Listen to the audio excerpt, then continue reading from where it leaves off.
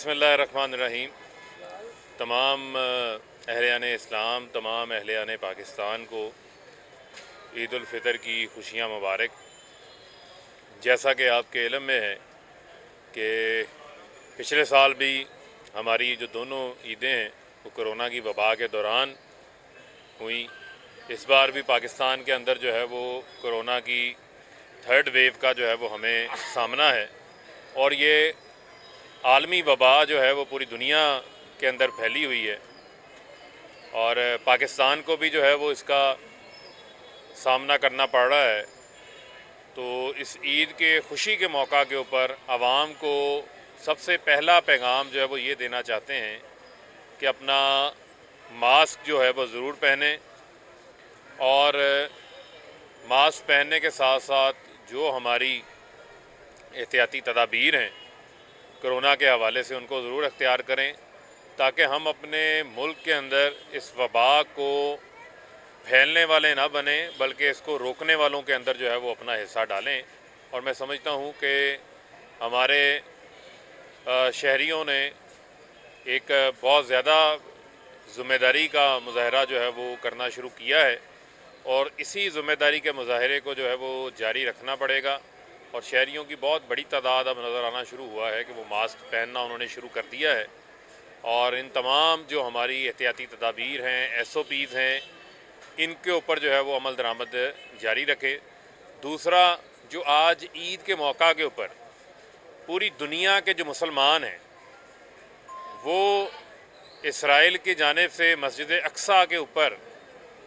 जो हमारा क़िबलातुल अव्वल, पहला क़िबलातुल अव्वल है हमारा, वहाँ पर रमज़ानुल मुबारक के दौरान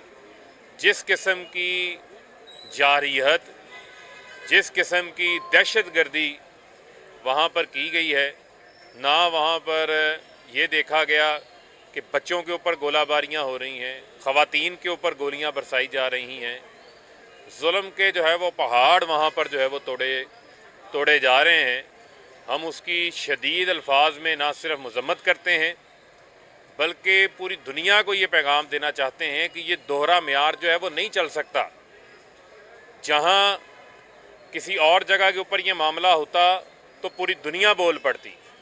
लेकिन मैं ये समझता हूँ कि इसके ऊपर अक़वाम मुत्तहिदा की तरफ से जो बात आई है वो और मौसर अंदाज की तरफ से आनी चाहिए, और पूरी दुनिया को इसके ऊपर जो है वो इज़राइल के इस इक़दाम की जो है ना सिर्फ मज़म्मत करनी चाहिए बल्कि उनके ऊपर दबाव डालना चाहिए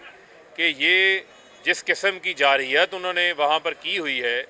ये ना तो कोई इंसानियत इसकी इजाज़त देती है, ना ही कोई मज़हब इस चीज़ की जो है वो इजाज़त देता है। लिहाजा इसी मौजू के ऊपर वज़ीर आज़म इमरान ख़ान की गुज़िश्ता रोज़ उनकी जो सऊदी किंग हैं सलमान बिन अब्दुल अज़ीज़, हिज़ मैजेस्टी, उनके साथ भी जो है वो इस मौजू के ऊपर बात हुई,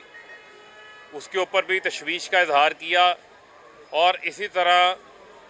गुज़िश्ता रोज़ उनकी जो टर्की के हमारे सदर हैं तैयब अर्दगान, उनके साथ भी फ़ोन के ऊपर जो है वो इसी मौजू के ऊपर जो है वो बात हुई। तो पूरे पाकिस्तान की रियासत जो है वो अपने फ़लस्तीन के मज़लूम भाइयों के साथ खड़ी है, और उनके ऊपर ढाए जाने वाले मज़ालिम की ना सिर्फ मज़म्मत करते हैं बल्कि मुतालबा करते हैं पूरी दुनिया से कि इसको फ़ौरी तौर के ऊपर रोकने के हवाले से जो है वो अमली इक़दामात लिए जाएं। और आज ही के मौका के ऊपर जो हमारे कश्मीरी भाई हैं उनका ज़िक्र करना भी बहुत मुनासिब है कि वहाँ पर जो मोदी सरकार जुल्म ढा रही है उसके ऊपर भी मैं समझता हूँ कि दुनिया को आगे आकर इस पर अपना किरदार अदा करना होगा, और अक़वाम मुत्तहिदा की जो करारदादें हैं उसके मुताबिक जो मसला कश्मीर है उसके पुरअमन हल के लिए हमने आगे बढ़ना होगा। और आज चूँकि ईद का मौका है तो मैं ये भी कहना चाहूँगा कि आज जो है वो शहबाज शरीफ साहब पाकिस्तान में ही ईद मना रहे हैं, और बहुत कम होता है कि वो पाकिस्तान के अंदर जो है वो ईद करें। इस बार भी उनको कोशिश यही थी कि उनकी ईद जो है वो लंदन के अंदर हो, लेकिन उनको जो है वो ईद पाकिस्तान के अंदर जो है वो करना पड़ रही है। और बहुत चाहते थे कि वो जो टीटियों से सवैयाँ बनी हुई हैं वो लंदन में जाकर जो है वो सलमान शहबाज के साथ और नवाज़ शरीफ के साथ बैठकर जो है वो उनके मज़े लें, लेकिन ये वो सवैयाँ हैं जो सवैयाँ आपने अवाम के मुंह से छीनी हुई हैं। लिहाजा पाकिस्तान की अवाम ये चाहती है कि